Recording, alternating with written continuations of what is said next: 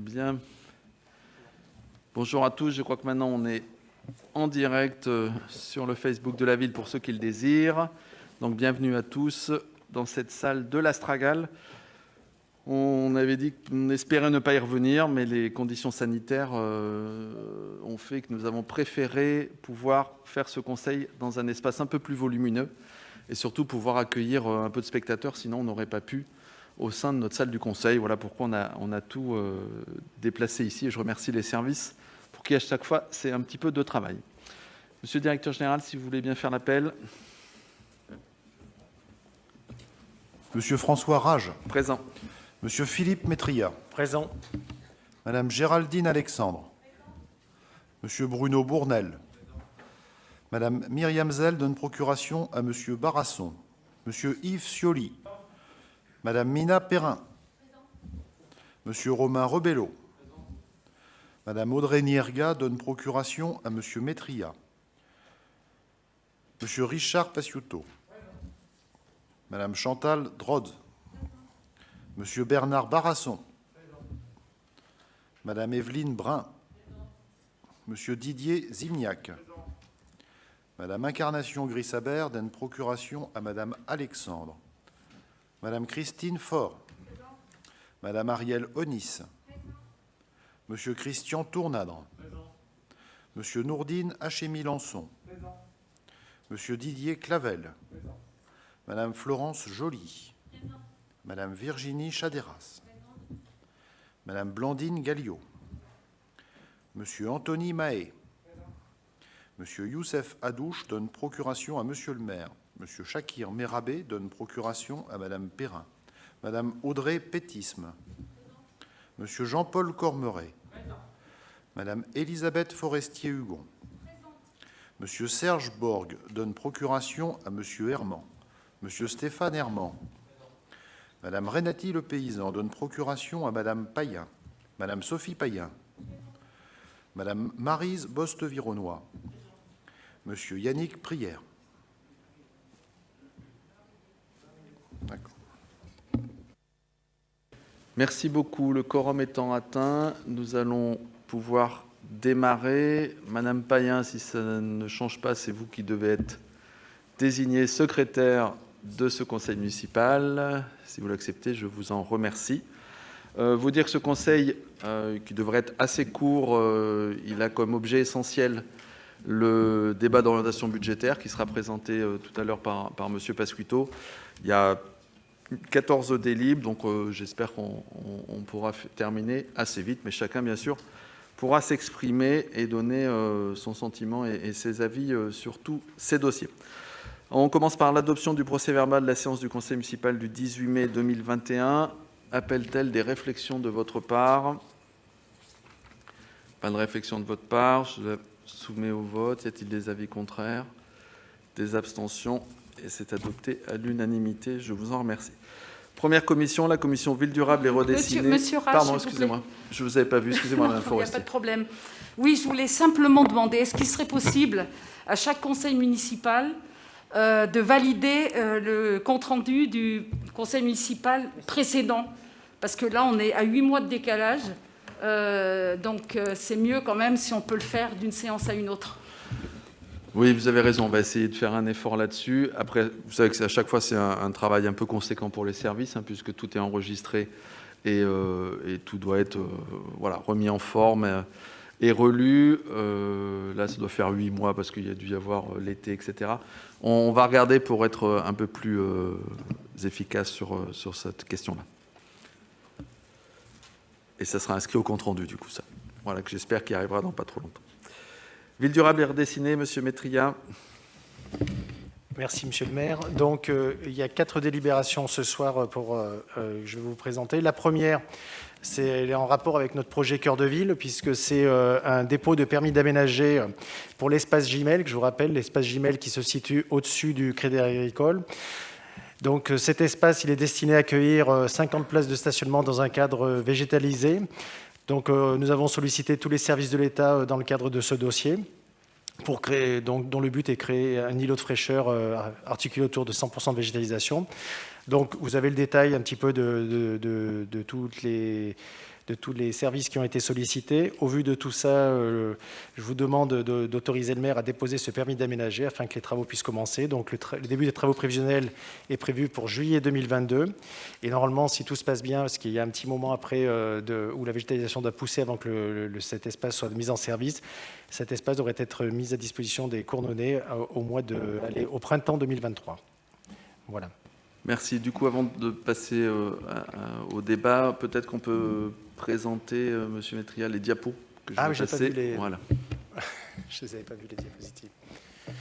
Donc vous avez sur celle-ci le plan de situation en fait, de cet espace, donc comme je vous disais, qui est un petit peu au-dessus du Crédit Agricole. Donc pour l'instant, on parle de la première partie, donc la partie supérieure de cet espace, puisqu'après il y aura une deuxième partie qui sera aménagée dans le même temps que la place, qui se situe plus au sud en regard du Crédit Agricole, sur le parvis du Crédit Agricole. Donc en ce moment, on travaille avec eux pour que cet aménagement puisse leur correspondre et puisse avoir une cohérence vis-à-vis de la place et vis-à-vis de ce qu'il y a au-dessus, puisqu'ils en sont propriétaires pour une partie. Donc le but, c'est de délester actuellement le parking qui est sur la place Joseph Gardet, donc pour pouvoir après entamer nos travaux sur la future place et puis pouvoir avoir ce stationnement, donc pour qu'il y ait du stationnement pendant tout le projet. Donc ce stationnement sera à équivalence en termes de place, que je vous disais, par rapport à ce qu'il y a aujourd'hui sur la place Gardet, et donc il devra servir essentiellement au commerce de proximité de cette place, et donc il y aura tout un enjeu, tout un travail après l'année prochaine dans le cadre de la concertation autour du stationnement. C'est la manière dont ce stationnement doit être géré. Donc vous avez un petit peu le dessin de ce à quoi devrait ressembler cet espace Gmail qui va servir de stationnement. Donc le principe de base, comme je vous disais, c'est 100% de végétalisation, dans le sens où les aires de stationnement seront aussi des espaces végétalisés. Il y aura on va dire en enrobé, en dur carrossable, que les rues pour accéder à ces stationnements. Donc ça, c'est le zoom sur l'interface, un petit peu le bas, qui sera aménagé avec le Crédit Agricole. Donc vous avez le Crédit Agricole en bas, donc pour l'instant qu'on n'y touche pas. Et en haut, vous avez, voilà, il restera le petit muret au-dessus pour séparer les deux. Et donc à terme, quand on aménagera le bas, on aura 71 places de stationnement, ce qui équivaut à peu près à ce qu'il y a sur la place Gardet. Et donc voilà un petit visuel pour vous rappeler qui avait déjà été diffusé un petit peu. Donc là, vous êtes à l'angle du Crédit Agricole et de la rue Gimel. Donc vous voyez un petit peu, voilà, un escalier un petit peu important qui amènera les gens à cet espace végétalisé.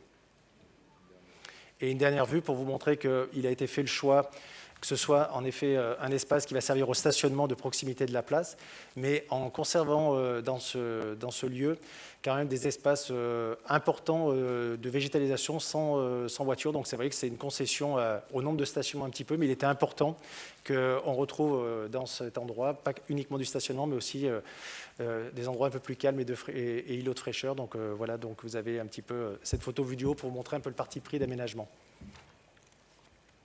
Merci beaucoup. Donc, c'est sur le dépôt du permis d'aménager, hein, simplement au nom de la ville, puisque même si c'est la ville qui aménage, elle n'est pas exonérée des démarches administratives classiques, et donc il faut déposer ce permis. Y a-t-il des questions, des interrogations?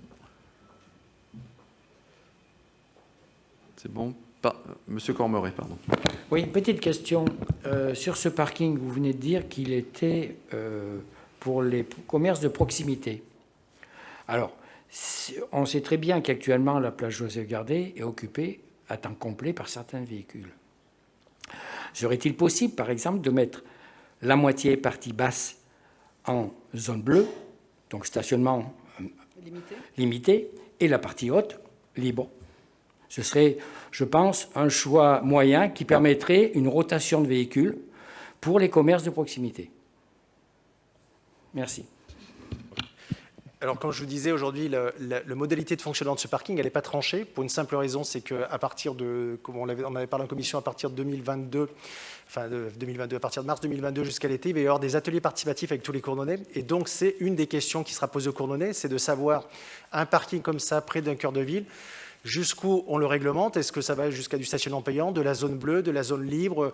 Est-ce qu'il y a une partie, pas une partie? Voilà. Donc tout ça, ça sera mis à débat. Et en fonction de ça, on prendra la décision la plus adéquate pour répondre à toutes ces, on va dire, tous ces intérêts de ce stationnement, parce qu'il aura plusieurs intérêts. Il a quand même un stationnement, comme je le disais, qui doit être un stationnement un peu tournant pour servir le commerce de proximité, mais aussi, on peut imaginer que le soir, c'est aussi un stationnement, quand les commerces sont fermés, c'est un stationnement qui va servir aux riverains pour pouvoir stationner. Donc voilà, tout l'enjeu, c'est de mettre ça à débat avec les Cournonnais, parce qu'aujourd'hui, si un jour on réglemente ce parking, c'est quand même pas une révolution, mais ça va être un changement de paradigme, parce qu'à Cournon, aujourd'hui, le stationnement est gratuit sur l'ensemble de la ville, et il est... on va dire, non géré d'une manière temporelle. Donc aujourd'hui, ça va être une manière de mettre à débat aussi, est-ce que le stationnement de centre-ville peut être appréhendé d'une manière différente pour les Cournonnais aujourd'hui? Donc voilà, donc, on pourra participer tous ensemble à ce débat, et puis on verra ce qui en sort comme décision à la fin. Du coup, Monsieur Cormoret, votre proposition est tout à fait entendable et rentrera dans le cadre du débat. Je vous rappelle qu'avec l'arrivée du bus au niveau de service en 2025, on va de toute façon être obligé d'organiser, de réglementer le stationnement. Ça ne veut pas dire nécessairement faire payer, mais au moins le réglementer. Sinon, on risque d'avoir des gens qui viendront poser leur voiture pour prendre le bus, des gens qui viendraient d'ailleurs. Donc, on aura cette réflexion. Pas d'autres questions? Alors, y a-t-il des avis contraires? Des abstentions? C'est adopté à l'unanimité. Je vous en remercie.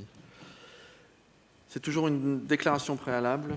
Donc là, c'est une déclaration préalable de travaux pour la ville de Cournon, au compte de la ville de Cournon. Donc il s'agit d'une déclaration de travaux qui concerne l'ancienne caserne des pompiers qui se trouve pas très loin d'ici, là, à côté des services techniques, que l'on se propose de réaménager pour une partie à l'intérieur. Donc on touche uniquement, c'est des travaux à l'intérieur du bâtiment, pour déplacer l'association des Restaurants du Cœur, qui aujourd'hui est située... sur la place gardée dans la maison La Bergerie. Donc, dans le cadre du projet Cœur de Ville, il est nécessaire de déplacer cette association. Donc, ça fait plusieurs mois qu'on travaille avec eux à leur déplacement. On a essayé de voir plusieurs lieux possibles. Donc, on est tombé d'accord sur ce lieu. On a visité avec eux pour voir un peu les travaux qu'il faudra engendrer pour que leur activité puisse s'exercer. Donc, le lieu leur correspond puisque c'est un lieu qui sera très accessible, qui sera près de la ligne de bus C et qui permettra de pouvoir continuer leur activité dans de bonnes conditions. Donc voilà, donc il est proposé d'autoriser M. le maire à déposer la demande de déclaration de travaux pour qu'on puisse après réaliser ces travaux de modification dans la caserne des pompiers. Des questions? Pour être complètement transparent, ce lieu en mètres carrés, il est inférieur un peu à celui qui est aujourd'hui occupé par les restos du Cœur. Donc il faut qu'on fasse un travail d'optimisation parce qu'on ne peut pas l'agrandir, on ne peut pas l'utiliser plus qu'il ne l'est. Voilà, mais je préfère être transparent là-dessus. Il y a peut-être aussi une organisation différente pour que tout puisse tenir. Et je dois les rencontrer pour voir ça avec eux. Pas de souci. Ça fait partie, c'est les conséquences de l'opération Cœur de Ville, puisqu'il faut libérer les bâtiments occupés aujourd'hui pour pouvoir les déconstruire et reconstruire. Pas d'avis contraire, pas d'abstention, c'est adopté à l'unanimité. La suivante, c'est des noms de rues, je crois. Oui, c'est ça. C'est deux délibérations avec des noms de rues. Donc la première, c'est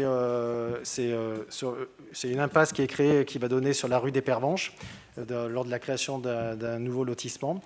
Donc il est proposé d'appeler cette impasse l'impasse des Lavandes. Alors je rappelle que M. le maire avait fixé comme règle de donner pendant un bon moment des noms de rues à des noms de femmes pour essayer de rééquilibrer un petit peu quand même, les noms de rues.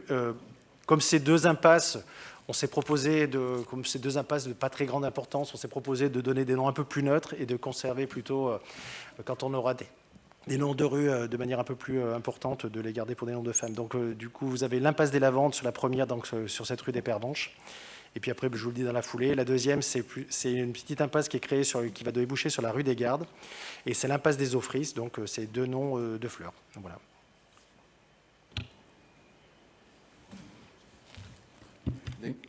Oui, une question. Monsieur Cormoret. Ces deux impasses sont-elles sur le domaine public ou privé?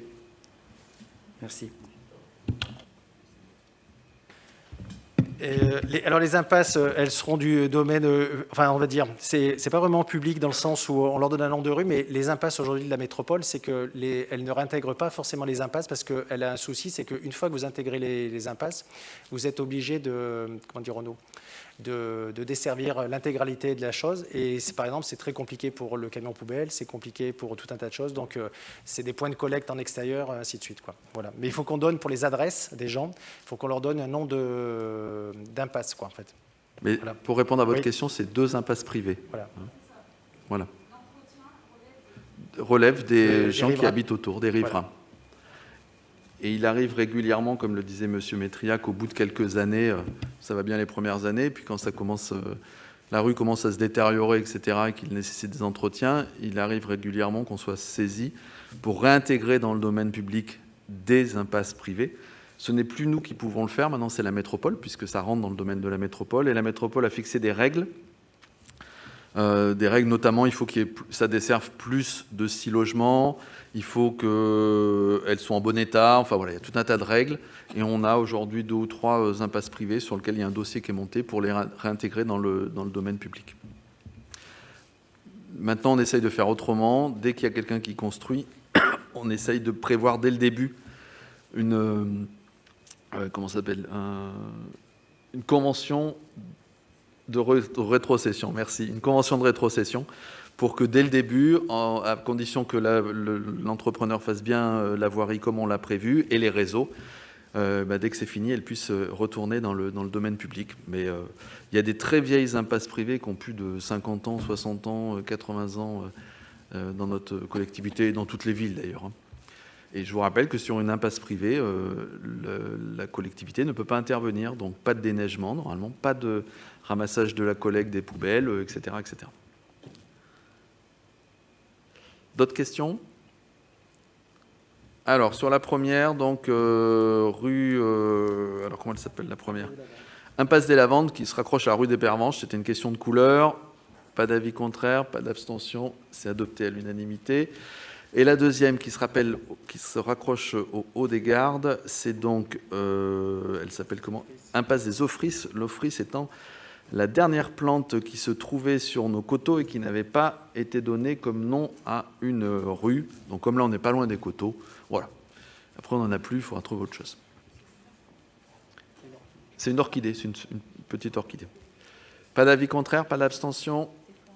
C'est adopté à l'unanimité. Bonjour. Alors, ensuite, nous avons...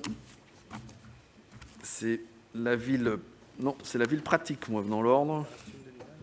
Ah oui, il y a une ville... Pardon, excusez-moi, il y a une délibération pour Madame Perrin, environnement et développement durable, renouvellement de la convention fixant les modalités de déversement à Puylon. Madame Perrin. Je vous remercie, Monsieur le maire.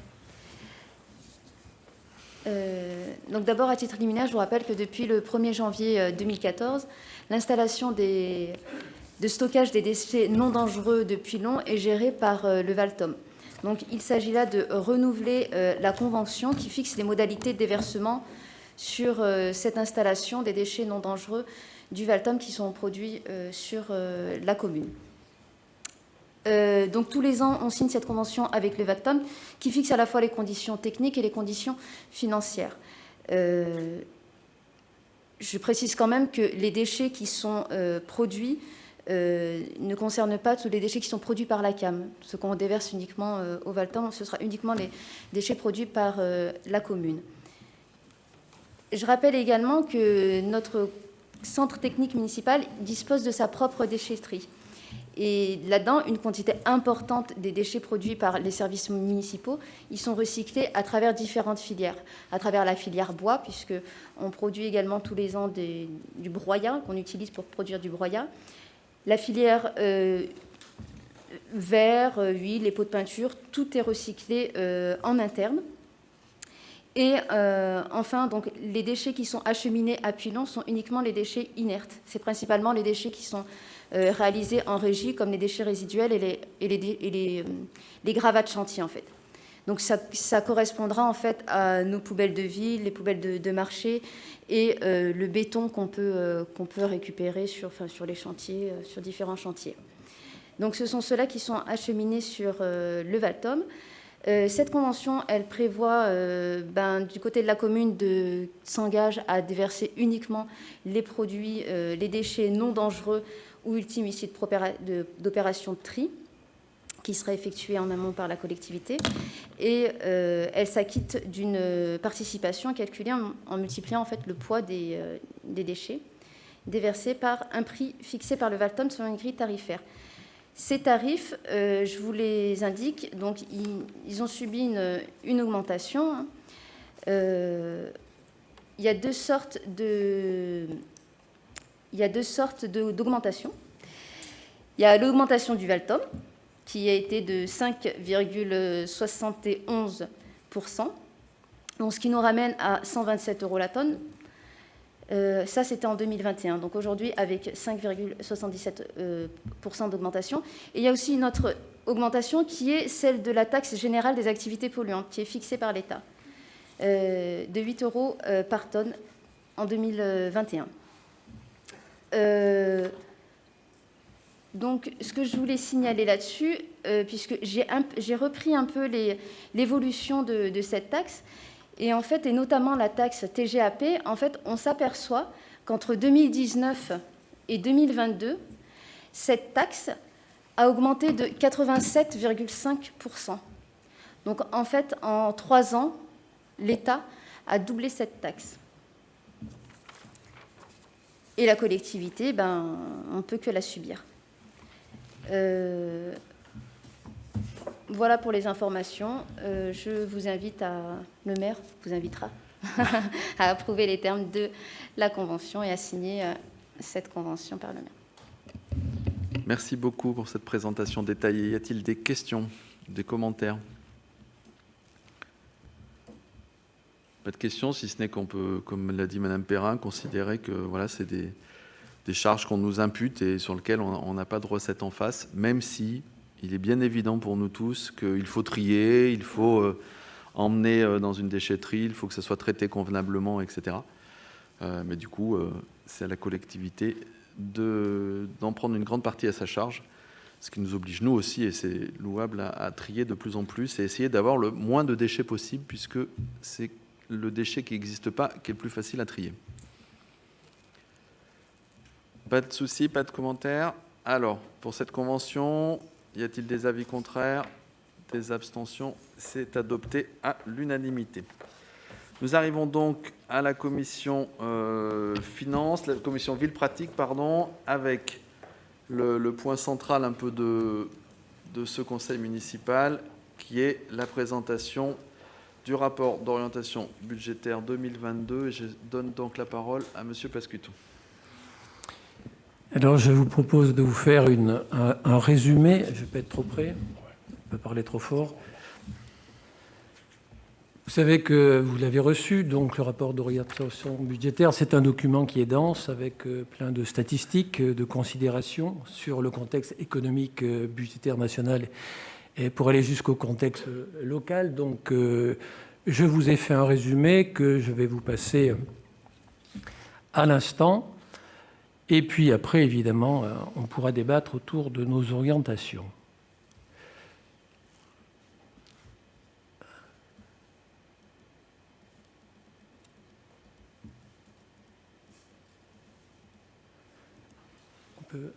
Tu me dis où? Quelques considérations sur la crise sanitaire. Donc, la crise sanitaire et ses conséquences économiques ont amplifié notre dette publique de presque 650 milliards d'euros, 650 milliards d'euros, hein, des millions, ce serait très bien. Les collectivités qui participent seulement pour environ 8% à cette dette s'attendent à voir baisser leur dotation. Si la charge annuelle de la dette évolue assez peu, elle passe de 36 milliards en 2021 à 38 en 2022, beaucoup de candidats à la présidentielle, vous avez remarqué qu'on va avoir des présidentielles cette année, ont fait du redressement des comptes publics une priorité de leur programme. Et quand on parle de redressement des comptes publics, on se doute de ce que pour les libéraux, ce que cela suppose, c'est-à-dire des réductions de dotation aux collectivités. Slide suivant. Comme le relève la Cour des comptes dans son rapport sur les finances publiques locales en 2021, la situation budgétaire de l'ensemble des collectivités territoriales elle s'est dégradée, et notamment durant la crise sanitaire. Donc avec entre 2019 et 2020, on a une diminution de l'épargne brute des collectivités à hauteur de moins 4 milliards d'euros. La diminution de l'épargne nette, c'est moins 4,2 milliards. La diminution des dépenses d'investissement, moins 4,6 milliards d'euros. Et une augmentation de la dette locale pour 5,3 milliards d'euros. Donc, et pour la première fois depuis 5 ans, les collectivités locales étaient en besoin de financement de 0,5 milliards d'euros. Une des conséquences qui pourrait être celle des collectivités, c'est que nous pouvons rencontrer un risque de saturation de l'autorisation d'emprunt pour les collectivités locales à cause d'un effet ciseau dont on parle beaucoup et qui consiste à réduire l'autofinancement. Et cela est lié à la diminution des recettes et à la progression des dépenses, et notamment la protection des dépenses sociales dans un contexte de la crise sanitaire. Nous sommes dans un contexte local encore plein d'incertitudes. Elles sont sanitaires et économiques. Nous connaissons une inflation qui touche de nombreux domaines, notamment l'énergie, des difficultés d'approvisionnement qui persistent dans plusieurs domaines. L'inflation, elle est aux alentours de 3% pour l'année dernière. On ne sait pas ce que ça sera pour cette année. Les économies sont partagées. Il nous faudra maintenir nos efforts pour absorber les hausses de dépenses, cela à la fois en fonctionnement et en investissement. Mais malgré tout, malgré cette situation qui est difficile, on doit noter que la situation financière de notre ville reste saine. On a une dette qui est maîtrisée, les contributions directes sont en augmentation grâce au dynamisme des bases fiscales, les droits de mutation poursuivent une tendance toujours à la hausse, les produits des services ont retrouvé une bonne dynamique, après une année 2020 qui a été très fortement marquée par les effets de la crise sanitaire. Je vous propose maintenant de regarder quelques données. Alors, dans le rapport d'orientation budgétaire dont je suis sûr que vous avez pris connaissance dans le détail, vous avez pu avoir beaucoup de chiffres. Alors je vous en fais un simple résumé qui donne des tendances. Ça concerne le fonctionnement. Concernant le total des dépenses réelles de fonctionnement entre 2017 et 2020, donc on considère 4 années, nous avons des pourcentages d'évolution annuelle, notamment pour ces dépenses réelles de fonctionnement, à moins les opérations d'ordre évidemment, donc moins 2,13%. La variation sur ces 4 années, c'est moins 6,25%. On a un total de recettes réelles de fonctionnement qui varie de moins 3,08% en évolution annuelle et une variation sur les 4 années de moins 8,95%. Alors, je fais une petite parenthèse, on pourra en discuter. Je sais qu'on nous demande souvent de faire des efforts de réduction de dépenses de fonctionnement à la hauteur de la baisse de nos recettes. Si on avait voulu appliquer cette purge, c'est-à-dire 8,95%, il aurait fallu diminuer nos dépenses de fonctionnement aux alentours de 700 000 €. Et donc, une partie de l'activité de la commune se serait arrêtée. Un petit zoom sur l'évolution de la capacité d'autofinancement, la fameuse CAF. Donc cet histogramme vous montre l'évolution, et notamment sur les 3 années où nous avons stagné. Donc la CAF a stagné aux alentours de 1,5 million. Par contre, sur la CAF qui est estimée pour l'année 2021, elle semble retrouver son niveau d'avant-transfert de 2017, qui soit aux alentours de 2,3 millions, 2,340 et quelques mille, d'après le compte administratif qui est encore incomplet, mais dont j'ai pris connaissance. Ce niveau d'épargne est toutefois à considérer avec prudence, car l'année a été fortement marquée par la crise sanitaire. Tout à l'heure, je pourrais vous donner quelques explications supplémentaires, sans être trop long, sur les raisons de l'augmentation de cette CAF. Quelques données également pour l'investissement. Total des dépenses d'équipement, toujours une moyenne sur les 4 années. Elles étaient à hauteur de 2 587 116. Les dépenses financières, la moyenne annuelle, c'est 2 461 467. Et le total des dépenses réelles d'investissement sont en moyenne annuelle aux alentours de 5 millions. 5 millions, 48 583, etc. etc. Concernant le total des recettes d'équipement, la moyenne annuelle tourne autour de 1,7 million, 1 796 6 958. Nous avons des recettes financières dont la moyenne annuelle est de 2,9 millions. Et nous avons le total des recettes réelles d'investissement qui sont aux alentours de 4 761 000 euros.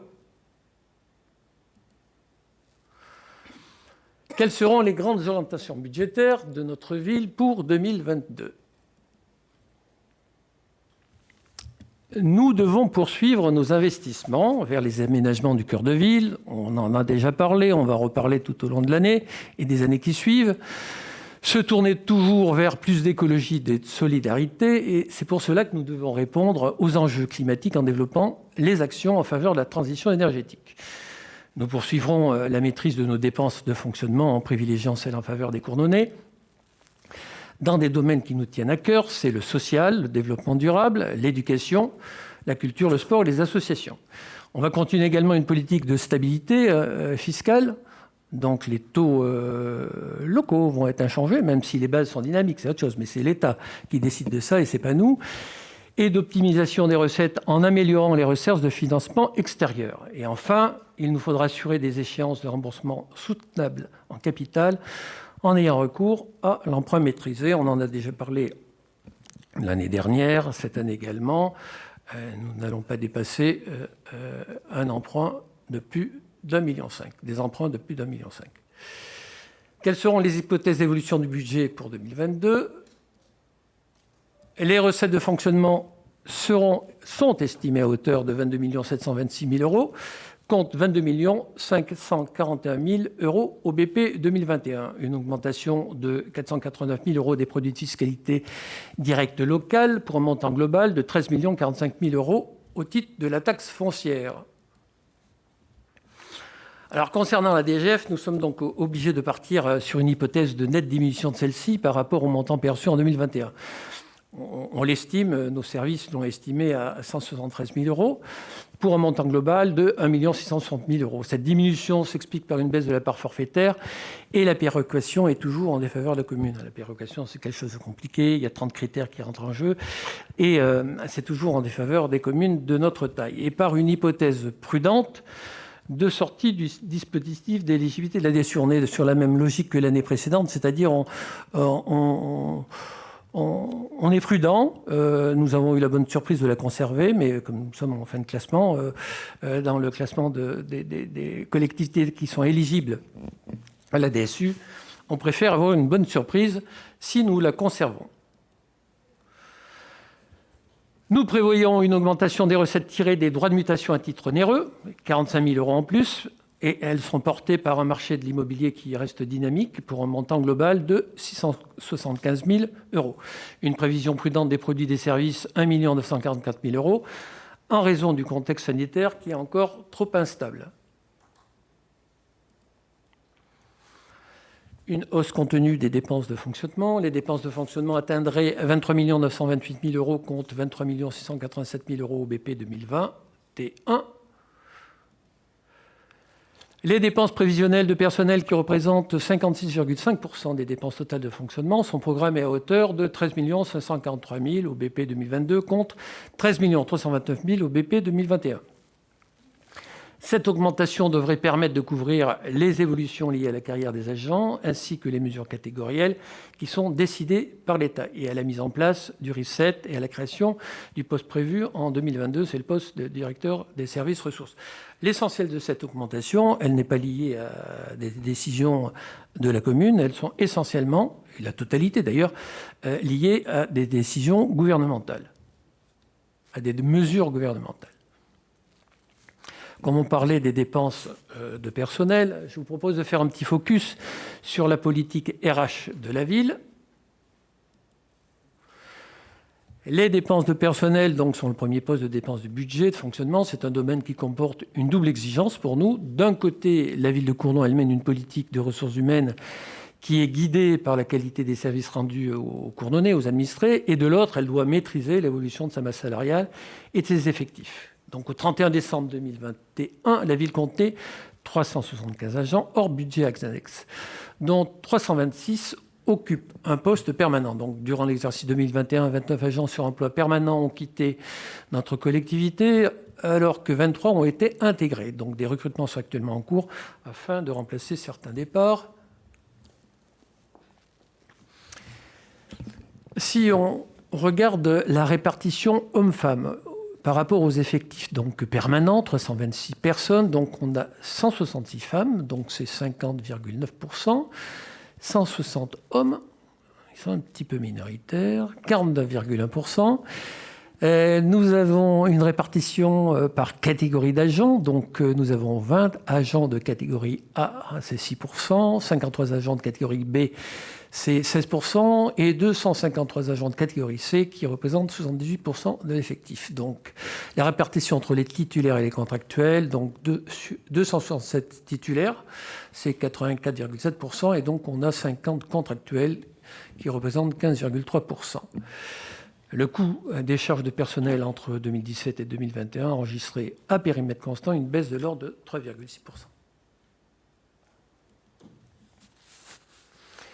Concernant les charges à caractère général, donc elles sont estimées aux alentours de 5 millions d'euros, soit une hausse de 1,8% de BP à BP, donc c'est plus 89 000 euros. La forte hausse du prix de l'énergie et des fluides qui sont consommés par tous nos bâtiments sont estimés par la DUM, qui a pris contact avec nous pour nous demander d'être prudents. Donc, c'est estimé. Alors, la première fois, c'était 100 000 euros. Après, ils nous ont dit que ça peut être que 50 000 euros. Bon, c'est entre 50 et 100 000 euros.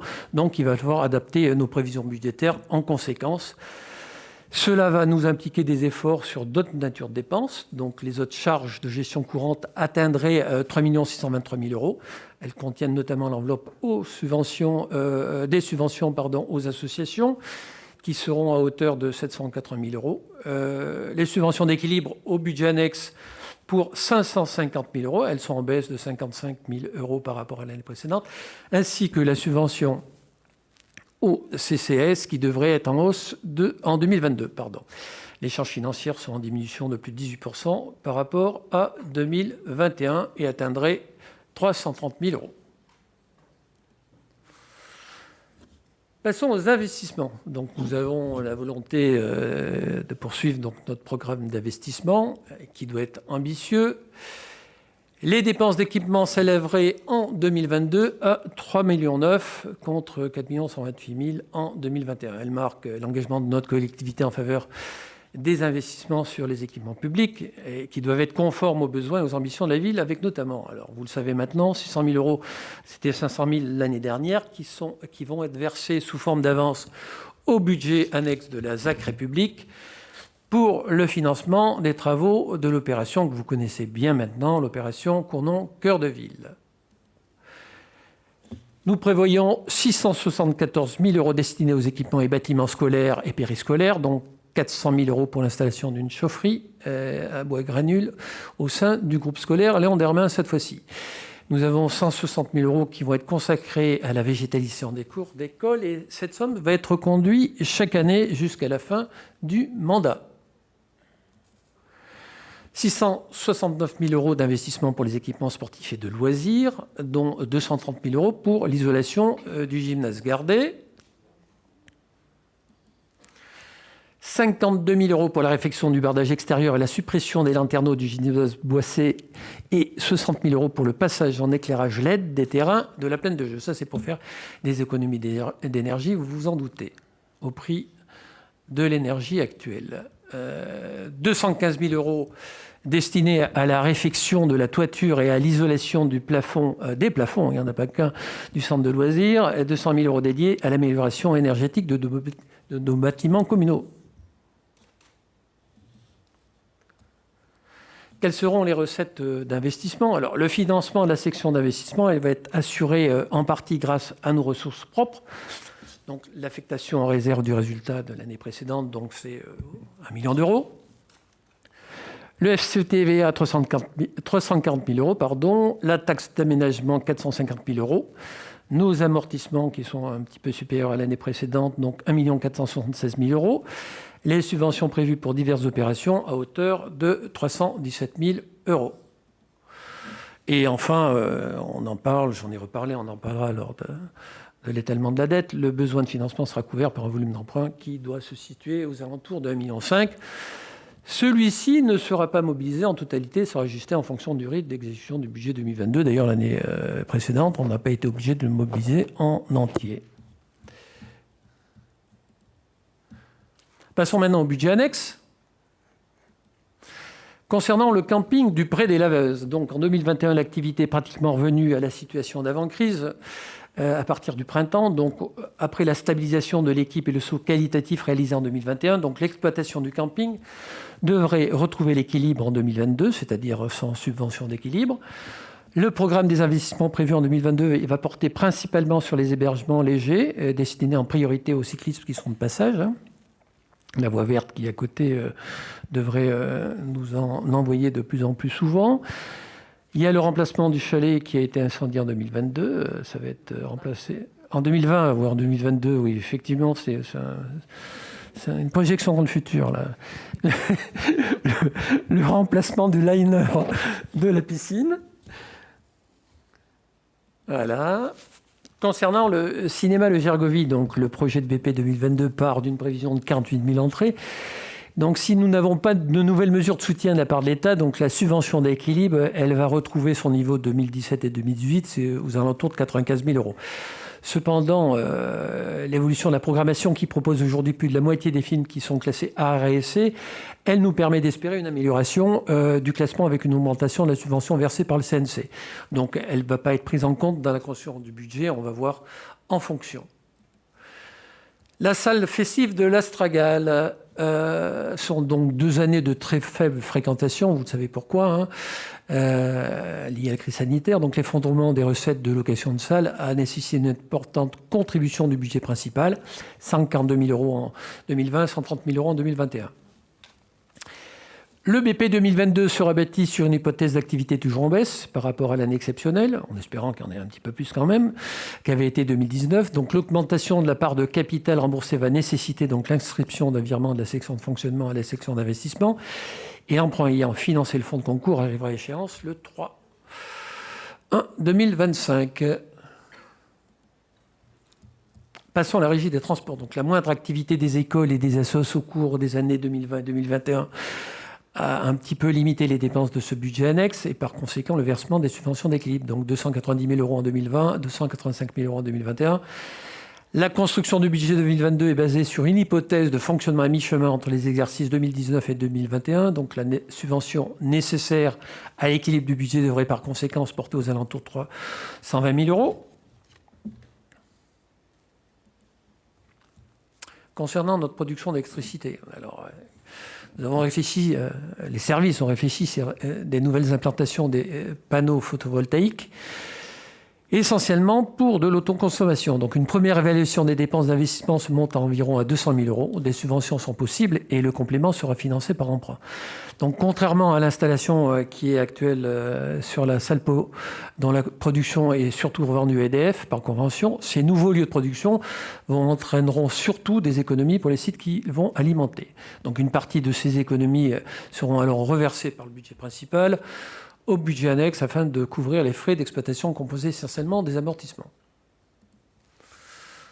La ZAC du Palais-Avési, donc les crédits nécessaires à l'achèvement des espaces publics inscrits en 2021 n'ont pas été finalement ou très peu consommés. Donc côté recettes, Auvergne Habitat a fait l'acquisition du lot C5 et le FEDER a versé un nouvel acompte sur la subvention attribuée pour les travaux déjà réalisés. Donc au 31/12/2021, la section de fonctionnement dégage un excédent de 365 000 euros. Et cela viendra améliorer les résultats de clôture du budget annexe. Donc en 2022, l'enveloppe des travaux initialement prévus en 2021 sera réinscrite. Concernant la ZAC République, donc l'activité de ce budget annexe a progressé en 2021.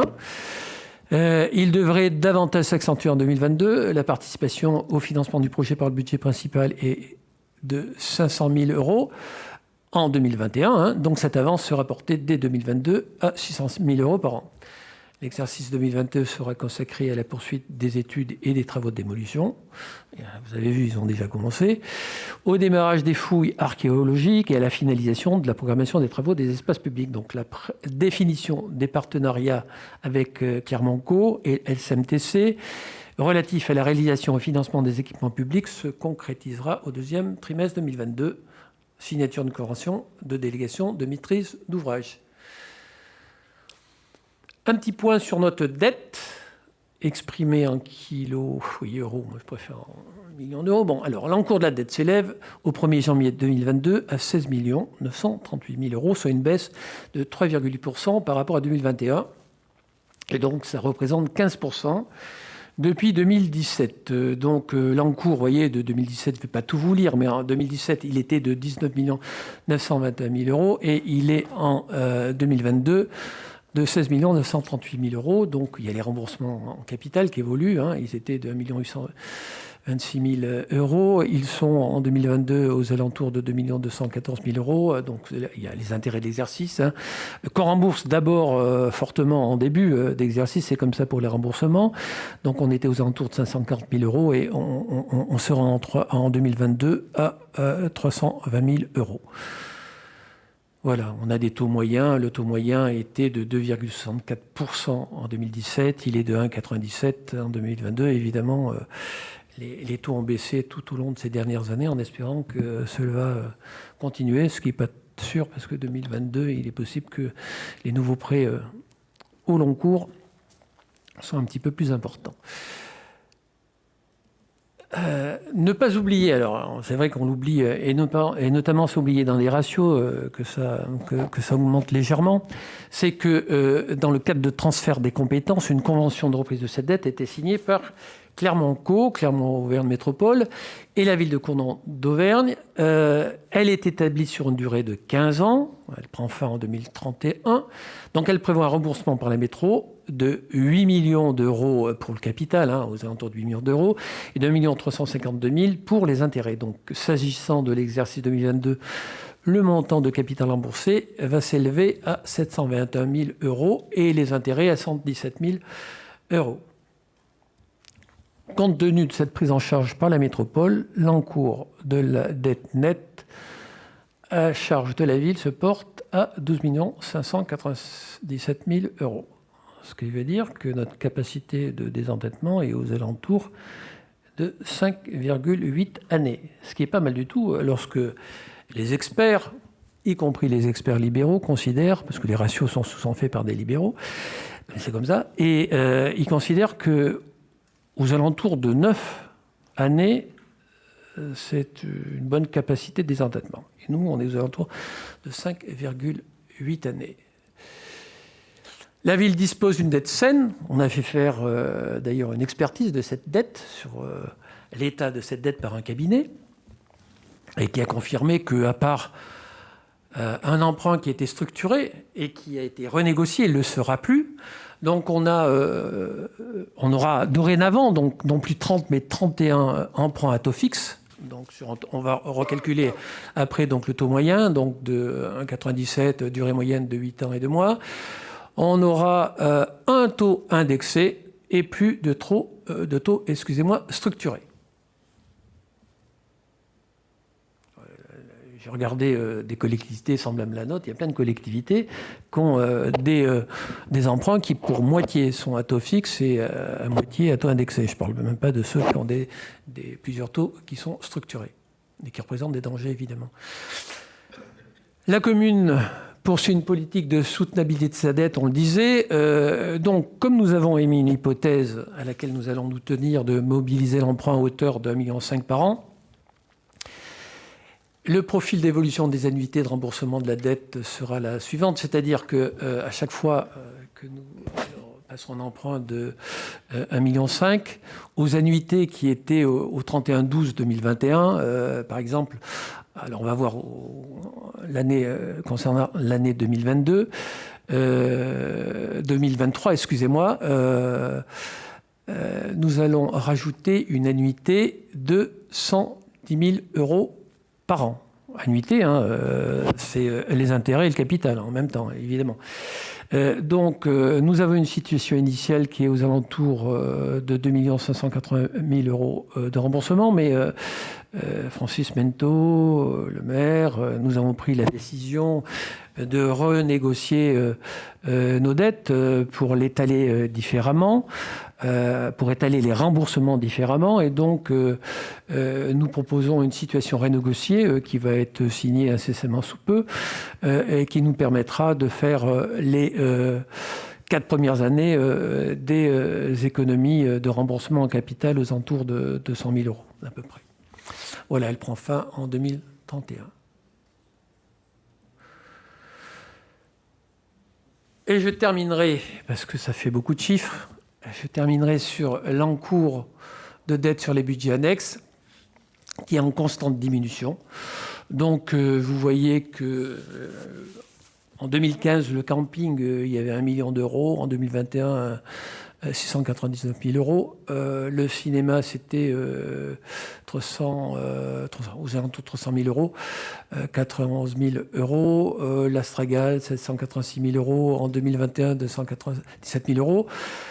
Donc, au total, ce que nous voyons, c'est que l'ensemble de la dette, des dettes de nos budgets annexes était en 2015 de 3 484 000 euros et il est en 2021 de 1 980 000 euros. Voilà. J'en ai terminé avec les chiffres. Merci beaucoup, Monsieur Bascuto, pour cette présentation réactualisée, un peu modernisée. Donc c'était très bien, avec beaucoup d'informations, mais la loi nous demande de mettre ces informations aussi sur la dette, sur les RH, et puis je crois que par souci de transparence, on essaye de vous donner l'ensemble de ces éléments. Voilà, le débat est ouvert, ça peut être des questions, des commentaires. Je vous laisse la parole. Qui veut commencer? Madame Forestier-Hugon, allez-y. Merci, Monsieur Rage. Alors, quelques mots, hein, je vais être brève. Donc, c'est un rapport d'orientation budgétaire quasi semblable à celui de 2021. Alors, vous avez parlé plusieurs fois de stabilité fiscale. Donc, je dirais que c'est faux et je reviendrai dessus plus tard. Alors, si les recettes de fonctionnement sont limitées, je parle bien des recettes, c'est le résultat de votre politique en matière d'habitat depuis plus de 30 ans. Et nous voyons bien que vous continuez dans cette voie. Et la solution que vous aurez, c'est de continuer à ponctionner les contribuables. Et la place gardée ne fait que commencer. Vous avez écrit sur un slide une hausse contenue des dépenses de fonctionnement. Je pense que vous avez dû faire une faute de frappe. Nous, on dirait que c'est une hausse continue des dépenses de fonctionnement, soit 241 000 euros de plus. D'où un programme d'investissement dit ambitieux mais à la baisse, oui à la baisse, de 228 000 euros par rapport à 2021, soit près de 6%. Quant au budget annexe, ils ne servent que par leur traitement détaché qu'à masquer le budget principal. Sur l'état de la dette, vous consacrez tout un chapitre pour faire état d'un transfert de dette à la métropole, comme si c'était l'alpha et l'oméga. Or, en 2022, cela représente 838 000 euros, ce sont vos chiffres. Mais qui va payer? Les Cournonnais. Oui, les Cournonnais vont payer, car c'est vous, Monsieur Rage, et vos 4 colistiers à la métropole qui avez voté l'augmentation des taux de 19%, plus précisément 19,49% sur le foncier bâti et non bâti, 19% sur la cotisation foncière des entreprises, la CFE, et 24% sur la taxe d'enlèvement des ordures ménagères. Donc, vous n'avez pas le droit de dire stabilité fiscale alors que vous pratiquez des augmentations à la métropole. Aujourd'hui, même ceux qui travaillent n'arrivent pas à terminer le mois. Donc, vous êtes responsable de la non-réduction des dépenses de fonctionnement et nous avons peu d'espoir de voir un changement dans votre gestion. Donc, aussi, notre groupe votera contre ce ROB. On vote juste sur le tenue du débat, mais vous, en tout cas, on prend note de ce que vous dites. Monsieur Herman? Merci, Monsieur le maire. Je vais être aussi bref que ma collègue Madame Hugon. Alors, vous avez raison, ce sur quoi vous nous demandez de nous positionner ce soir, c'est le fait que ce débat a eu lieu en conseil municipal bon, ça va être compliqué pour nous de voter contre cette délibération. Si on nous avait demandé si effectivement nous étions d'accord avec la production qui est la vôtre sur le rapport d'orientation budgétaire, bien évidemment, nous aurions voté contre. On aurait voté contre parce que si vous nous aviez demandé notre avis, je pense que ce débat il aurait dû avoir lieu également en commission. Ça nécessitait un petit peu de travail préparatoire. Et nous avons eu effectivement pour travailler en commission que quelques slides qui nous ont été présentés, une synthèse de la présentation qui vous a été faite ce soir, qui ne permettait pas un travail sérieux et de pouvoir faire porter nos idées, notre vision de ce que doivent être les finances de la ville pour l'année à venir. Alors, à la lecture de ce rapport, moi j'ai eu la curiosité en amont d'aller voir quel avait été le rapport d'orientation budgétaire sur l'année précédente. C'est sensiblement le même. Vous faites à peu près le même constat. Ce constat, c'est quoi? C'est que si on manque d'argent, c'est que c'est la faute de l'État, c'est la faute du Covid, et que vous avez merveilleusement bien géré les finances de la ville, malgré toutes les contraintes qui sont les nôtres. Alors, vous avez raison de préciser, il y a de nombreuses contraintes qui aujourd'hui s'opposent à nous. Des dépenses, des coûts énergétiques, c'est le cas également pour nos concitoyens. Une période sanitaire qui est compliquée, et malheureusement, je crois qu'il faudra collectivement qu'on fasse preuve encore de patience, parce qu'on pensait tous que les beaux jours étaient devant nous. Les derniers chiffres ne laissent pas transparaître la même analyse.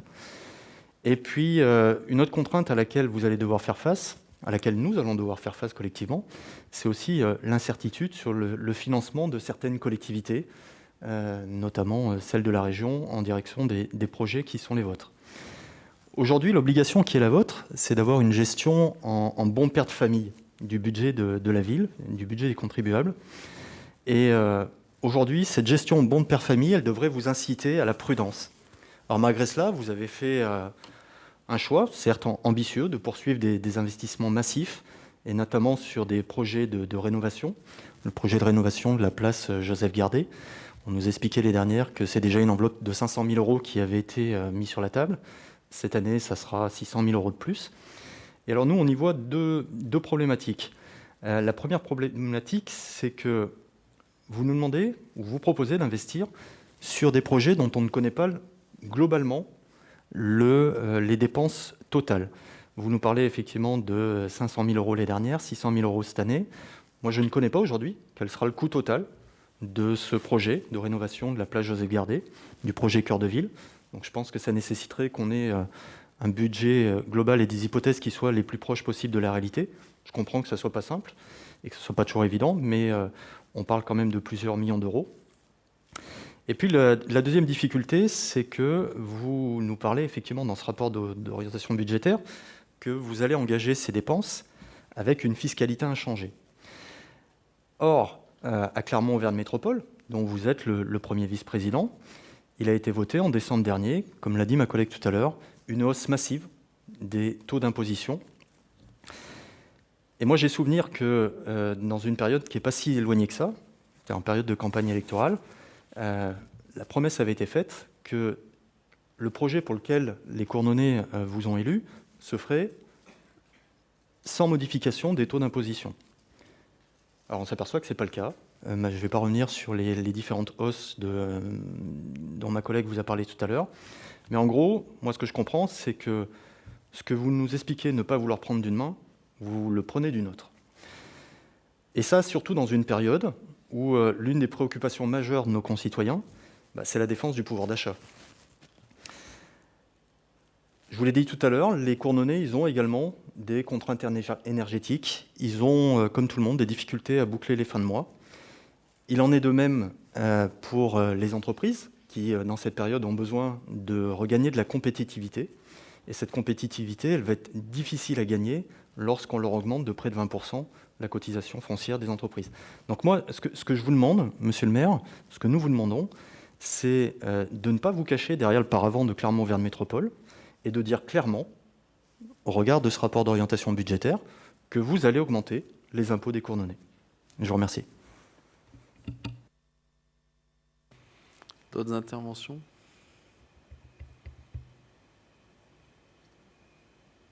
Bon, s'il n'y a pas d'autres interventions, je vais... C'est bon, tu veux intervenir, Richard? Puis Alors, je conclurai après. Sur la métropole, je ne vais pas répondre. Non, Je laisserai répondre. je vais le faire. Ce n'est pas dans ma compétence. Mais simplement une remarque à Madame Forestier. Évidemment, ce n'est pas la première fois que vous intervenez sur les dépenses de fonctionnement. Vous considérez que les dépenses de fonctionnement sont des dépenses inutiles, comme si c'était quelque chose qui considérait à jeter de l'argent par les fenêtres. Ce que vous oubliez, c'est que, d'une manière différente aux investissements, le fonctionnement d'une commune, ça rend des services. Si vous vous tournez vers des collègues, je dirais pas des camarades, des gens de votre majorité qui sont à la tête d'autres communes de notre département,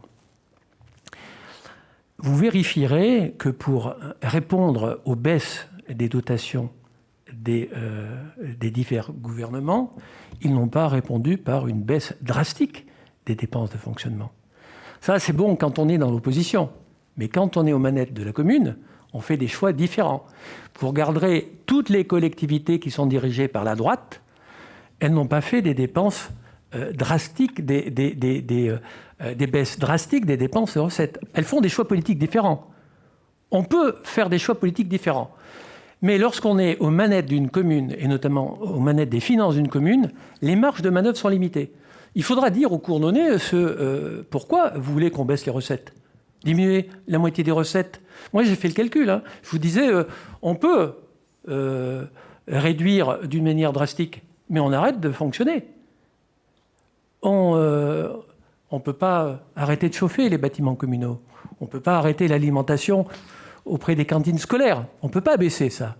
Il y a des dépenses incompressibles. Il y a des dépenses compressibles. C'est des choix politiques. C'est-à-dire, à un moment donné, vous pouvez dire aux associations, on vous vire la moitié du budget. On ne fait plus le 14 juillet. On peut ne pas faire le 14 juillet. On ne fait plus la Saint-Maurice. On ne fait plus le festival du Puy-de-Môme. C'est les seules conditions pour retrouver des marges de manœuvre. Mais on tourne le dos à ce que nous ont demandé les Cournonnais pour lesquels on a été élus. On n'a pas été élus pour ça. Bon, je n'ai pas envie de polémiquer, Monsieur Pascuto. Je ne demande pas une baisse drastique des dépenses, mais je pense une meilleure gestion avec des choix politiques différents, probablement. Mais j'ai tout à fait le droit de m'exprimer de cette manière. Bien, évitez de vous répondre et c'est moi qui donne la parole. Parfait. Alors du coup, puisque je vais prendre quelques minutes qu'il me semble nécessaire, et je n'ai pas l'habitude de me cacher derrière mon petit doigt ou derrière un arbre ou derrière tout ce qu'on veut. En fait, pour parler de ce DOB, ce débat d'orientation budgétaire de la ville de Cournon, vous en appelez tous les deux à deux éléments sur lesquels il faut qu'on prenne quelques minutes, qui sont l'intercommunalité, la métropole, et puis le deuxième élément, quand même, c'est la fiscalité. Moi, je veux bien qu'on en parle un tout petit peu. Déjà, la métropole. Un tout petit peu d'histoire, quand même, puisqu'il faut que vous ayez tous ça en tête. On est dans un territoire qui est ce territoire de Clermont-Ferrand depuis de très nombreuses années, qui a sûrement pris beaucoup plus de temps que les autres pour réfléchir à ce que peut être une intercommunalité. Si vous allez en Bretagne, si vous allez en Normandie, si vous allez à Bordeaux, la CUB, la communauté urbaine de Bordeaux, existe déjà depuis 60 ans. Et nous, on a mis beaucoup de temps pour réussir à essayer d'imaginer ensemble l'avenir de notre territoire. Alors, il existait des syndicats, il existait le SIAC qui avait été créé pour faire un peu l'assainissement, puis pour faire la patinoire, mais jamais un projet d'envergure n'avait été fait à travers une intercommunalité. Du coup, il y a une dizaine d'années, quand ça a commencé à se mettre en œuvre, on était plutôt sur une juxtaposition de projets communaux que sur un véritable projet intercommunal.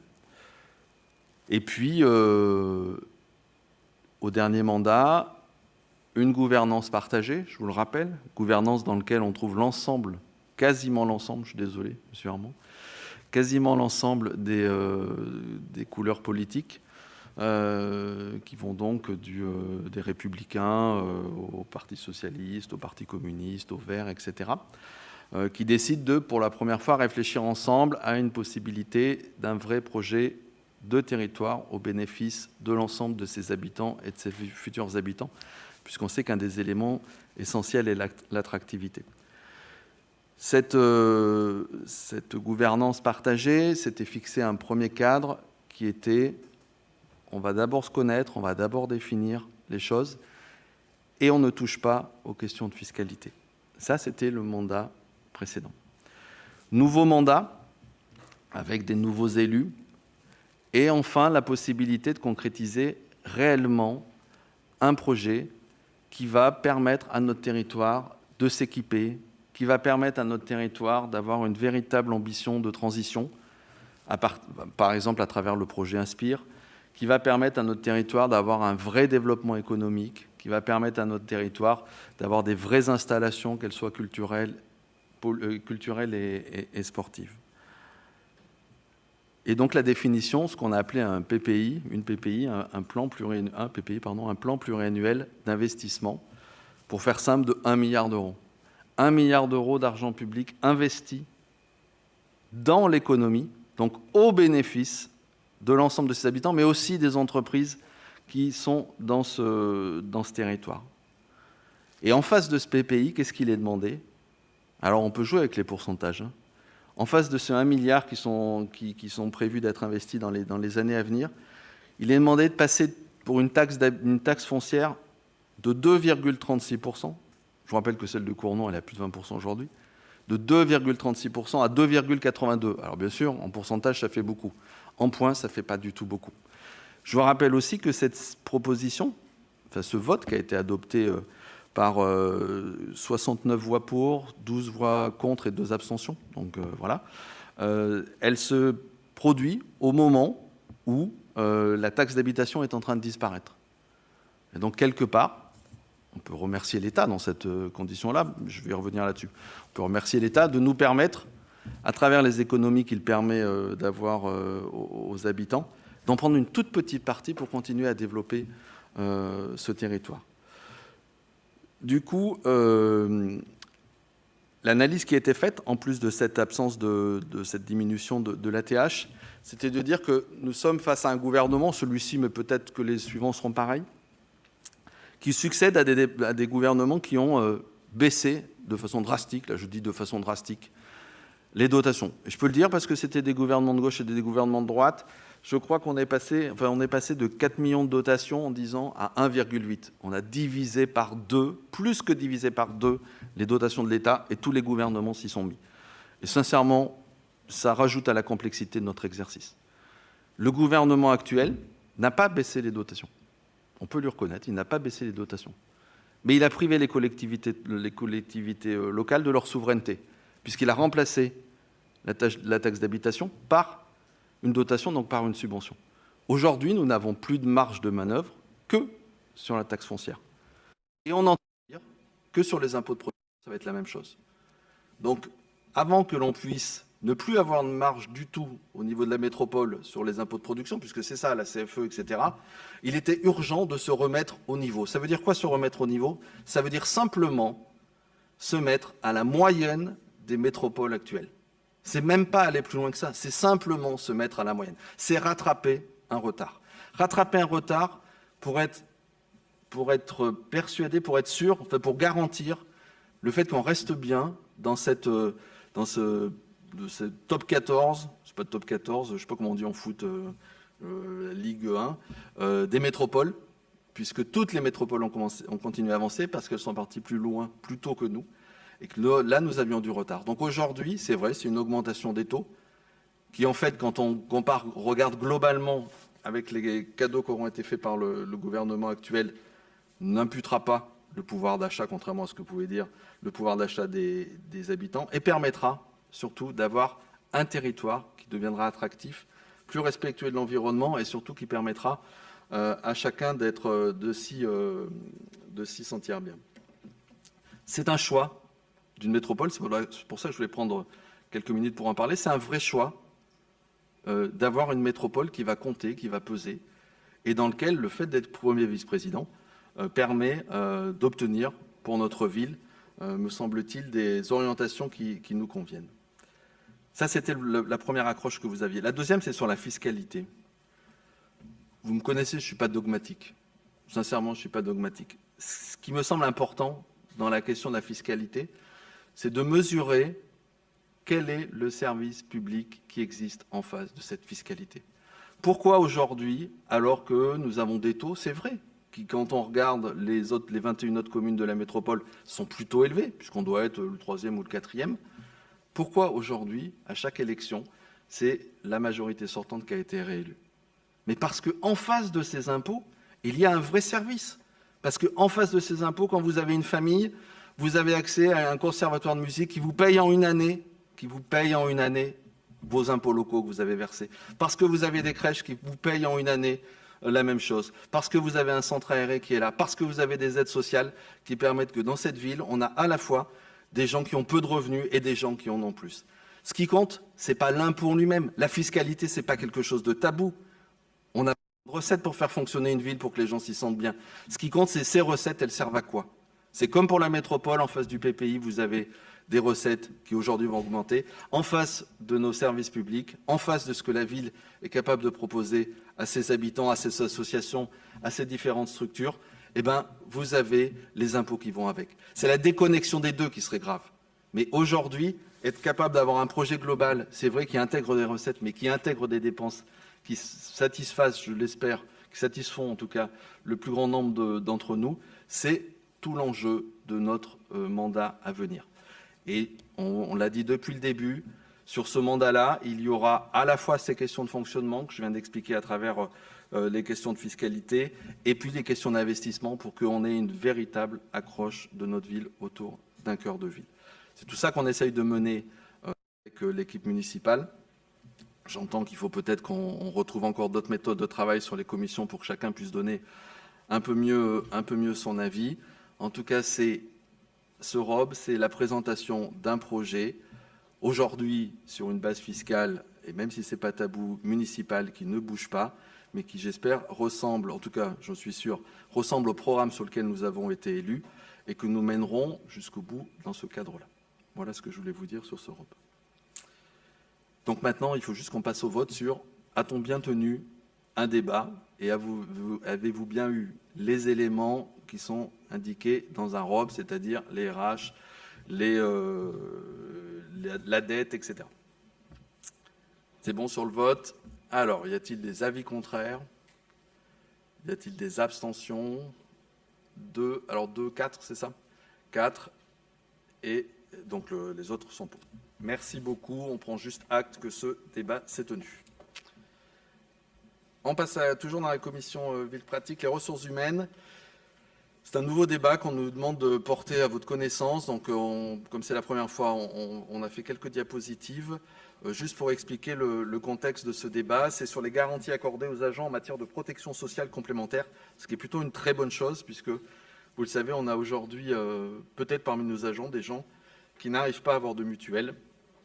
Et donc, il est de notre responsabilité de pouvoir les accompagner. C'est donc un débat obligatoire de l'Assemblée délibérante sur la protection sociale complémentaire du 17-02-2022. Et on doit le tenir dans les 6 mois qui suivent le renouvellement général des assemblées à compter du 1er janvier 2022. Donc là, on sera bien dans les 6 mois. 3 chapitres, définition et champ d'application, évolution de l'ordonnance et les données locales. Qu'est-ce que c'est que la participation sociale complémentaire? C'est une couverture sociale apportée aux agents publics en complément de celle prévue par le statut de la fonction publique et celle de la sécurité sociale. C'est ce qu'on appelle des mutuelles. Je pense que parmi nous, tout le monde sait à peu près de quoi on parle. Il y en a 2 types, dans 2 domaines. Une mutuelle simple, que la plupart d'entre nous ont, qui est une mutuelle santé qui vise à couvrir les frais occasionnés par une maternité, une maladie ou un accident non pris en charge par la sécurité sociale. Et puis, il y a un deuxième domaine qui est la prévoyance et le maintien de salaire, qui vise à couvrir la perte de salaire, de retraite liée à une maladie, une invalidité, incapacité ou un décès. Vous savez, c'est souvent au bout de 3 mois. Je passe en longue maladie, je n'ai plus que mon demi-traitement. Et bien, la prévoyance, maintien de salaire permet de compléter tout ça. Il y a une loi donc, du 2 février 2007 qui a donné possibilité pour les collectivités d'aider financièrement les agents qui adhèrent à ces contrats. C'était juste une possibilité. Vous verrez que la ville de Cournon l'a déjà mise en œuvre depuis de longues années. Donc une adhésion facultative des agents à ces contrats ou une participation financière de la collectivité uniforme ou modulable. Tout était ouvert dans ce cadre-là. Deux types de dispositifs sont éligibles à la participation. La convention de participation, c'est-à-dire que l'employeur va trouver un opérateur, une mutuelle, et va la proposer à ses agents. Et le versement ne se fera qu'aux agents qui souscrivent à ce contrat. Et il peut y avoir aussi une labellisation de plusieurs mutuelles, de plusieurs types de contrats, et qui reçoivent donc un agrément. Et chacun choisit de s'y inscrire et de pouvoir bénéficier de la participation employeur. Les deux dispositifs sont exclusifs l'un de l'autre. Donc l'évolution de l'ordonnance du 17 février 2021, il est indiqué donc des cibles, une participation obligatoire des employeurs publics à hauteur de 50% minimum d'un montant cible au 1er janvier 2026. Parce que pour ceux qui n'ont pas commencé, ça fera un saut trop important, puisque ça fait des sommes quand même importantes. Et donc, ces 50% de participation, donc si un de nos agents avait une mutuelle à 80 € par mois, ça voudrait dire qu'il faudrait verser 40 € par mois. Ça doit pouvoir s'adresser au ticket modérateur, au forfait journalier hospitalier et aux dépenses de frais dentaires et optiques. En prévoyance, donc c'est le deuxième domaine que je vous expliquais tout à l'heure, il faudra, là aussi, mais en 2025, une participation obligatoire des employeurs publics à hauteur de 20% minimum d'un montant cible sur un socle de garantie à définir. 50% dans un cas, 20% dans l'autre. Une partie des agents ont une mutuelle santé et pas toujours une prévoyance. Possibilité aussi dans le cadre d'un accord collectif de rendre l'adhésion des agents obligatoire au contrat collectif, mais là ça veut dire qu'il faut un accord de l'ensemble des représentants du personnel. Donc il faut avoir recueilli au moins 50% des voix aux dernières élections professionnelles. L'obligation de tenir un débat en assemblée délibérante, c'est ce que nous faisons. Et on peut aussi, comme je vous l'ai présenté, conserver la possibilité de recours à la labellisation. Calendrier de mise en œuvre, date d'effet de l'ordonnance le 1er janvier 2022, obligation de mise en œuvre d'une participation obligatoire en prévoyance au 1er janvier 2025, pour la santé, obligatoire santé, 1er janvier 2025, je vous rappelle avec 50% et 20%. Et bien sûr, on peut le faire avant si l'on veut. Où on en est aujourd'hui sur notre ville? La ville participe au risque santé. C'est une délibération du 24 janvier 2013, donc ça fait déjà bientôt 10 ans que la ville a anticipé, puisque c'était une possibilité. Et donc, elle avait fait le choix à l'époque d'une participation de 30 € net mensuels aux agents ayant souscrit à un contrat labellisé. Donc, plusieurs mutuelles avaient été labellisées. Donc, 30 net, qui n'était pas fonction du contrat que prenaient les agents, qui n'était pas fonction de nos salaires. C'est un choix qui avait été fait. 220 agents bénéficiaires, donc 54% bénéficient. Peut-être que pour d'autres aussi, c'est des agents qui sont inscrits sur la mutuelle de leur conjoint, ou de leur conjointe, ça arrive, et donc ils ne peuvent pas rentrer dans ce dispositif-là. Sur le budget 2021, c'est 82 000 €. Sur la partie prévoyance, c'était un peu plus tard, ça a été fait en 2019, en juin 2019. Là, c'est une participation de 5 € net mensuels par agent ayant souscrit à cette convention. Donc, il y a 226 agents bénéficiaires, soit 56% de l'effectif. Donc, en fait, ça se ressemble un peu. Et là, c'est 15 300 €. Voilà, sur ces éléments qui doivent nous permettre, si vous le voulez, d'avoir un débat. Un débat, de toute façon, que l'on posera aussi en commission. Et là, je me retourne vers Richard, puisqu'on aura des choix à faire. Est-ce que c'est des sommes pour atteindre les 50% ou les 20%? Est-ce que c'est des sommes qui seront proportionnelles? Est-ce que c'est des sommes qui seront ouvertes sur une seule mutuelle, sur une labellisation? Tous ces éléments seront soumis à débat, mais voilà, je crois qu'il n'y a pas de vérité là-dessus. On pourra tranquillement échanger pour prendre l'avis de chacun et aussi prendre l'avis des organisations syndicales par rapport, enfin des représentants du personnel par rapport à ces questions-là. Est-ce que quelqu'un veut s'exprimer, poser des questions, ou on considère qu'on a les éléments du débat et qu'on pourra le mener au bon moment, puisque vous avez vu, on a jusqu'à 2025 et 2026, mais ce qui est envisagé, c'est qu'on puisse, pendant l'année 2022, débattre de façon à ce qu'on puisse avoir une montée en charge qui puisse se faire sur les années 2023, 2024, 2025, pour être en phase avec la réglementation. Pas de souci, on prend acte du débat. Pas d'avis défavorable, pas d'avis, pas d'abstention. C'est adopté à l'unanimité, je vous remercie. Ensuite, pardon, il faut que je revienne en arrière. Tableau des effectifs, c'est des modifications, ce n'est pas des créations de postes, simplement pour des gens des agents qui ont été inscrits sur des listes d'aptitudes, sur de la promotion interne. Donc vous savez que si vous devenez un technicien qui est devenu ingénieur, eh bien, il faut ouvrir un poste d'ingénieur. On a un agent de maîtrise qui est devenu technicien, donc il faut ouvrir ce poste. Et des agents classiques sont devenus agents de maîtrise, il y en avait 3. Donc 3 postes d'agent de maîtrise, un poste de technicien, un poste d'ingénieur. C'est des gens qui sont déjà dans notre collectivité et qui ont reçu une promotion interne. Pas de souci, pas d'avis contraire, pas d'abstention. C'est adopté à l'unanimité et félicitations pour eux. Ensuite, ville éducative, inclusive et protectrice, Madame Drodz. Oui, donc je rappelle tout d'abord que par la délibération du 16 novembre 2018, le Conseil métropolitain a validé la Convention générale sur les transferts de compétences du département du Puy-de-Dôme à la métropole, avec notamment la mise en œuvre des dispositifs de prévention spécialisés au 1er janvier 2019. Je rappelle également que l'intervention de la prévention spécialisée s'organise dans les lieux où se manifestent des risques d'inadaptation sociale, afin d'une part de prévenir la marginalisation et d'autre part de faciliter l'insertion ou la promotion sociale des jeunes et de leurs familles, notamment par des actions de prévention collective mais également individuelles. Donc, durant le premier semestre 2021, il y a un diagnostic qui a été mené sur le territoire de Cournon d'Auvergne qui a déterminé que l'intervention d'une équipe de prévention spécialisée était opportune. Donc, un comité de pilotage coprésidé par le vice-président de Clermont-Auvergne Métropole en charge de la coordination des politiques jeunesse et du maire de Cournon d'Auvergne s'est réuni et a émis un avis favorable au principe de cette intervention sur les territoires communaux avec une possible prise d'effet à compter de janvier 2022. Donc aussi, par délibération date du 17 décembre 2021, la métropole a validé l'avenant de la convention cadre relative à la prévention spécialisée avec l'ADSEA 63, lequel prévoit notamment pour l'année 2022 la possibilité de faire évoluer les territoires d'intervention. Dans ces conditions, une convention tripartite doit être validée entre la ville de Cournon d'Auvergne, la métropole et l'ADSEA 63, afin de définir les modalités d'intervention et de fonctionnement de ce partenariat, ainsi que les engagements respectifs de chaque partie, notamment financiers. À cet égard, il est précisé que le déploiement de 3 éducateurs et les coûts afférents représentent une dépense annuelle estimée à 170 000 €, avec une participation financière annuelle de la ville de Cournon d'Auvergne à hauteur de 17 000 €.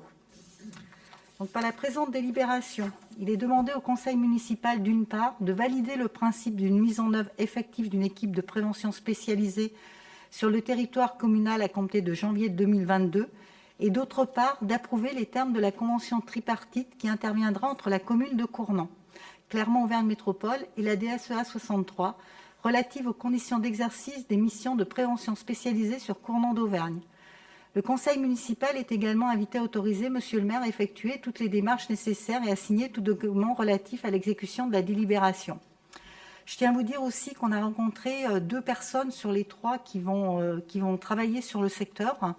On a la chance d'avoir des personnes qui étaient sur le territoire d'Orient. C'est de leur volonté qu'elles ont voulu venir sur le territoire de Cournon. Et Romain pourra compléter s'il le souhaite, puisqu'il était en réunion avec moi ce matin.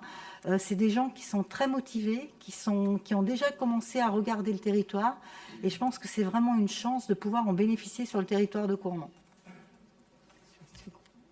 Donc non, il n'a besoin de rien compléter. Non, merci. Peut-être juste rajouter que depuis 2019, logiquement, on aurait pu avoir une intervention de la DSEA. Avec Chantal et les services, du coup, on s'est rapproché de la métropole et on a eu une écoute attentive des services métropolitains, notamment d'Aline-Faille, qui a permis à ce que la DSEA intervienne enfin sur le territoire de Cournon. C'est une vraie chance pour nous d'avoir enfin une équipe sur le territoire. Donc on aura 3 agents qui nous permettront de faire du lien social. Effectivement, ils viennent du territoire d'Orion. C'était leur volonté de changer. Ils avaient fait 9 ans là-bas. Ils ont commencé donc du coup à prendre attache avec les différents partenaires sur le territoire. Et une mise en place du service d'ici 2 à 3 semaines. Voilà, merci. Des questions sur ce dispositif? C'est une brique de plus.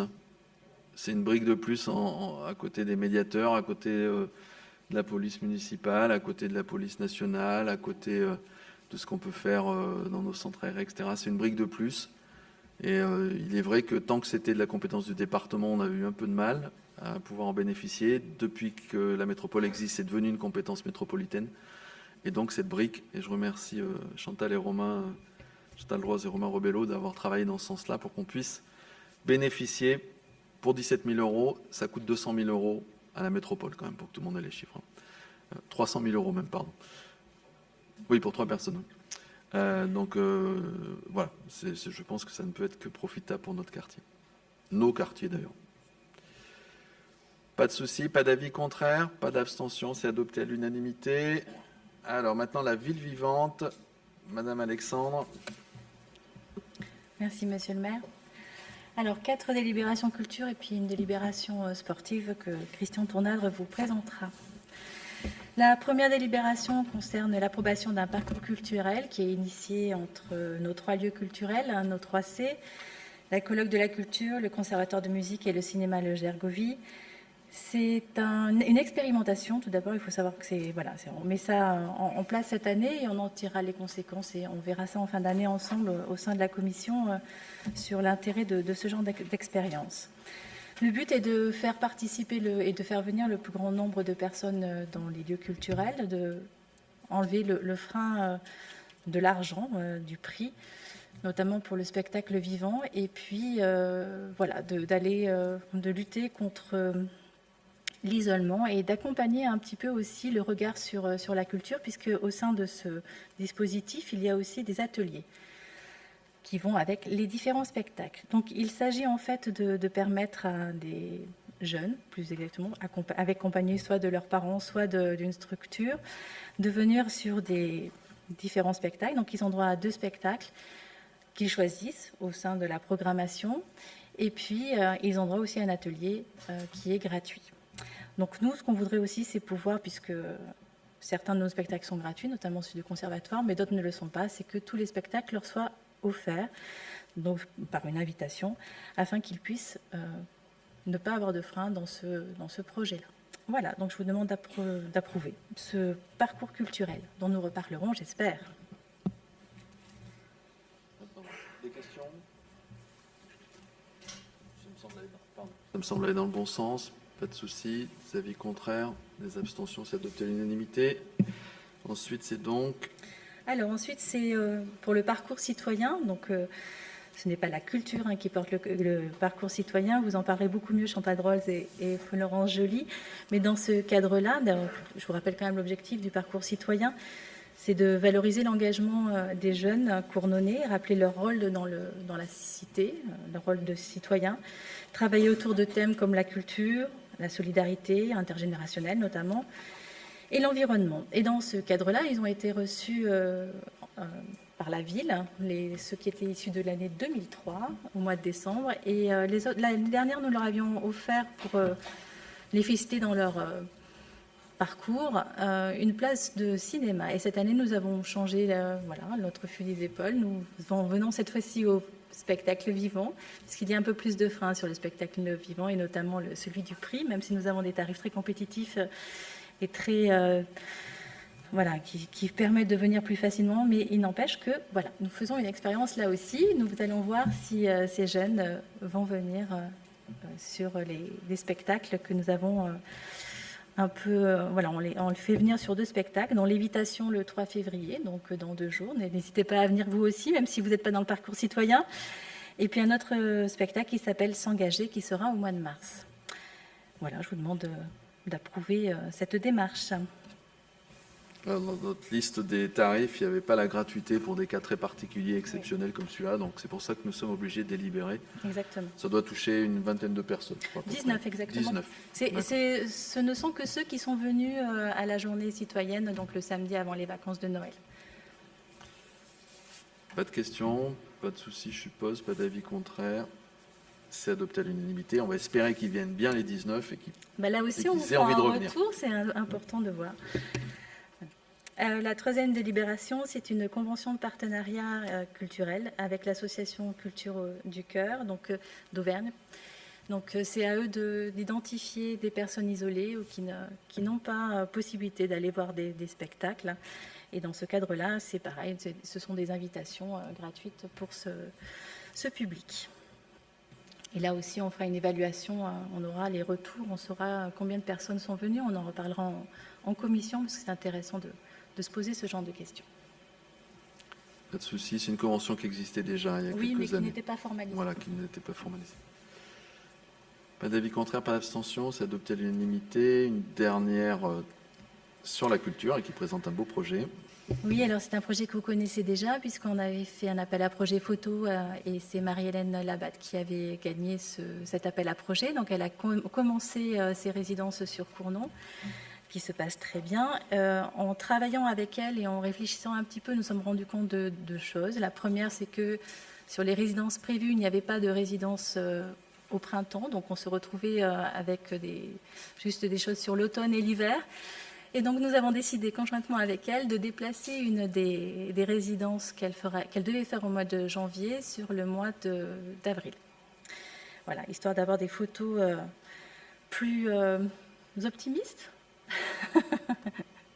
plus gaies en tout cas. Et la deuxième chose, c'est aussi en accord avec elle, et puis parce qu'il y a différentes choses, et notamment le fait que la salle de l'Alambic va servir pour la maison du projet, pour la future place République. Donc il nous a semblé que c'était l'opportunité, plutôt que de faire une exposition en salle, de faire une exposition à l'extérieur. Donc ce sera une exposition qui aura lieu autour du plan d'eau. Donc elle sera vue par un très grand nombre de Cournonnais, mais même au-delà. Donc ça lui amènera un rayonnement plus vaste. Et il y aura, donc ce sera à partir du 24 juin, puisque l'inauguration sera le 24 juin. Et vous serez bien sûr invités, on en reparlera. Tout le monde sera invité à l'inauguration, bien évidemment. Pas de souci. On va lui souhaiter un travail fructueux pour bien mettre en valeur notre ville. Elle met beaucoup de choses sur son Facebook.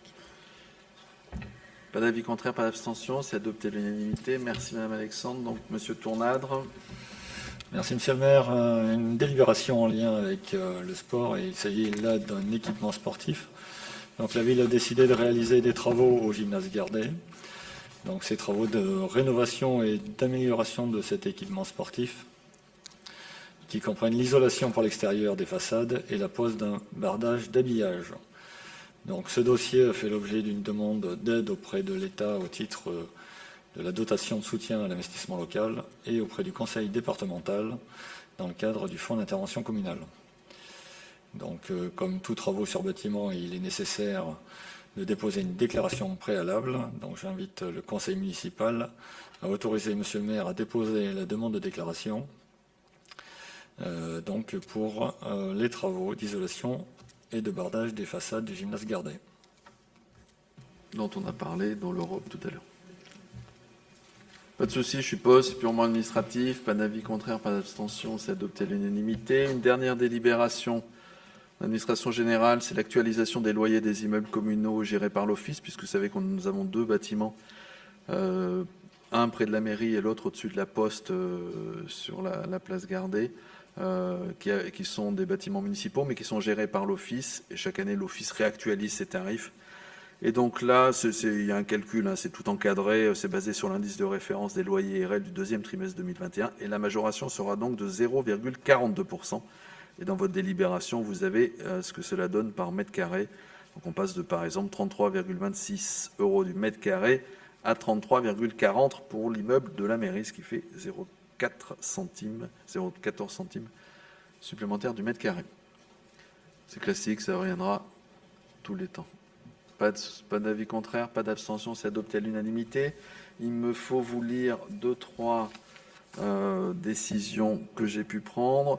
Donc la mise à disposition de locaux dans la maison des citoyens. Vous savez que la maison des citoyens permet à beaucoup d'associations de venir faire des permanences. Et donc là, c'est la plateforme mobilité du Puy-de-Dôme, dans le cadre de l'accueil de ses bénéficiaires, qui a accès à cette maison des citoyens, un bureau de temps en temps. Une deuxième décision, c'est une demande de subvention dans le cadre de l'acquisition de 2 hébergements légers pour le tourisme itinérant à vélo. C'est des investissements du camping où il y a une aide de la région pour pouvoir accueillir des campeurs qui font du déplacement en vélo. Et donc ils peuvent à la fois garer leur vélo et passer du temps au camping. Et puis une modification des modes de règlement de la régie de recettes de l'animation culturelle. Donc on reprécise que pour l'animation culturelle sont autorisés les chèques, les espèces, les cartes bancaires, etc., etc., et notamment le pass région et le pass culture.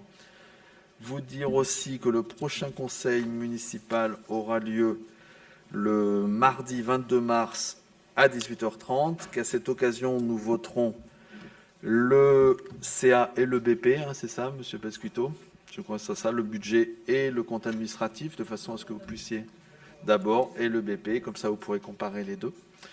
Et qu'en attendant, je vous souhaite à tous... Ah, il faut que je dise... Ah oui, pardon, ah oui, c'est vrai. Qui devrait être une délib d'ailleurs, plutôt que mettez-le moi en délib, ça je n'oublierai pas. Une information du Conseil sur les marchés publics. Donc vous avez la liste de l'ensemble de ces marchés qui sont classés en 3 catégories, la fourniture, les services et les travaux. Vous avez à chaque fois le titulaire qui a été retenu et le montant. Et si c'est un mini, un maxi, ils vous sont indiqués. Et les dates de notification. Vous voyez que notre service marché, même si aujourd'hui une part importante des marchés sont faits à la métropole, notre service marché a encore beaucoup de travail, et ça va de la prestation de capture de la fourrière animale à l'achat d'un véhicule balayeuse et à la réalisation d'un mur maçonné à l'espace Gimel. Vous avez tous ces éléments, et à chaque conseil, hein, ou chaque fois qu'on aura des marchés, on vous donnera la liste de ces marchés, comme ça vous pourrez regarder l'ensemble de nos travaux, même si chaque groupe politique est représenté à la CAO, et nous avons d'ailleurs eu une réunion ce matin, et je félicite l'ensemble des participants à cette réunion parce qu'elle était d'une très bonne tenue, et je remercie ceux qui viennent.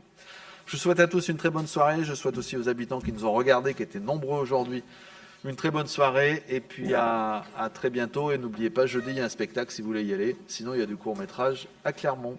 Bonne soirée, à bientôt.